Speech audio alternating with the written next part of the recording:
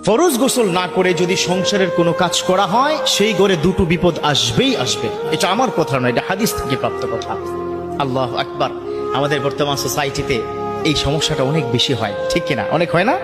ফরজ গোসল করে না, অথচ জানে না যে ফরজ গোসল না করে যদি কোনো বান্দা মারা যায় তাহলে তার জান্নাত এবং জাহান্নামের মধ্যবর্তী জায়গায় ঝুলে পড়ে। নাউজুবিল্লাহ।